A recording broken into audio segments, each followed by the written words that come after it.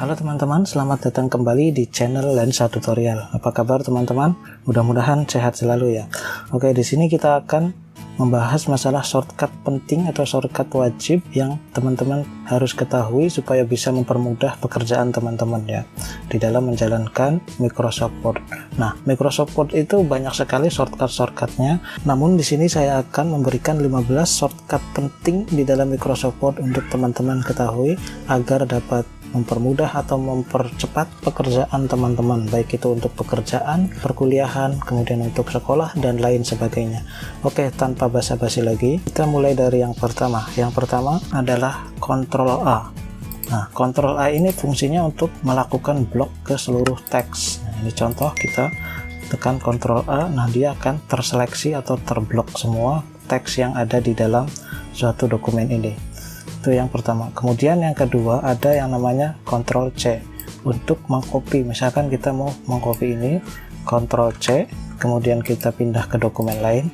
Dan yang ketiga Ctrl V untuk menempelkan atau paste. Itu untuk yang ketiga. Kemudian yang keempat adalah kita Ctrl X. Nah, contoh Ctrl X ini dia fungsinya untuk memotong atau cut ya. Ctrl X. Nah, kemudian kita pindahkan ke blank dokumen lagi di sini, Ctrl V atau paste. Nah, itu untuk yang keempat. Kemudian ada yang namanya Ctrl plus B atau Ctrl B. Ini misalkan kita mau membuat bold yang ini, misalkan metode Ctrl B, nah, dia akan menjadi tebal garisnya, maksudnya hurufnya. Nah, dia akan menjadi tebal hurufnya. Kemudian ada yang namanya Ctrl E, ini untuk membuat teks agar menjadi center atau rata tengah. Contoh, kita mau membuat center yang ini, kita drag dulu blok, kemudian tekan Ctrl E, nah dia akan otomatis berada di tengah. Atau kalau misalkan ini kita, nah ini misalkan mau di tengah, Ctrl E, nah dia akan otomatis di tengah atau center. Kita kembalikan lagi. Nah, kemudian selanjutnya ada yang namanya Ctrl D. Ctrl D ini berfungsi untuk memilih format. Contoh, kita mau ubah format ini, tekan aja Ctrl D. Nah, di sini ada untuk menu-menu pilihan font, font style dan size. Misalkan contoh ini kita rubah menjadi Gotham misalkan. Ininya kita pilih bold misalkan. Terus ini menjadi 14 contoh ya, kita klik OK. Nah, dia akan otomatis formatnya menjadi Gotham, kemudian menjadi bold dan font size nya 14. Itu untuk Ctrl D. Kemudian selanjutnya ada Ctrl F.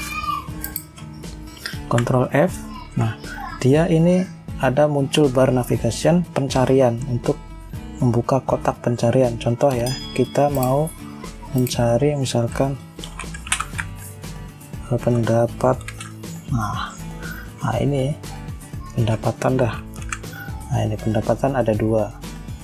Atau kita mau cari yang lain lagi, misalkan hasil, nah ini dia ada 4. Nah, itu ya, itu untuk Ctrl F atau find, membuka kotak pencarian. Kemudian ada yang namanya Ctrl G. Ctrl G, nah dia akan masuk ke halaman tertentu. Nah, ini ada page, section, line, bookmark, endnote. Nah, contoh kita mau masuk ke page, misalkan masuk ke halaman 4. Nah, dia akan langsung mengarahkan ke halaman 4 ini, page of 4. Misalkan kita mau footnote, nah footnote yang keberapa? Yang kedua misalkan. Nah, dia akan otomatis mencarikan footnote yang nomor 2 ini. Oke, ini untuk fungsi daripada Ctrl F atau kotak pencarian. Kemudian Ctrl H. Nah, ini Ctrl H. Nah, ini untuk merubah atau mengganti teks atau format. Nah, ini contoh ya. Kita tekan pendapatan.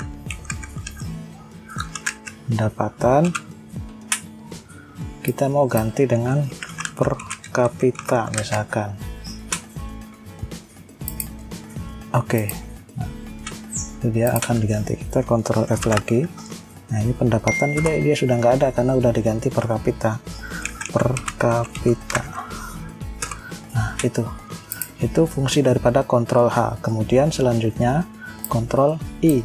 Nah, ini Ctrl I ini akan membuat teks menjadi miring atau italic. Nah, kemudian selanjutnya Ctrl J ini untuk membuat teks menjadi rata kiri dan kanan atau justify ya. Contoh ini kita mau dibuat justify, Ctrl J, nah dia akan otomatis menjadi center rata kiri dan kanan. Nah, kemudian selanjutnya Ctrl K.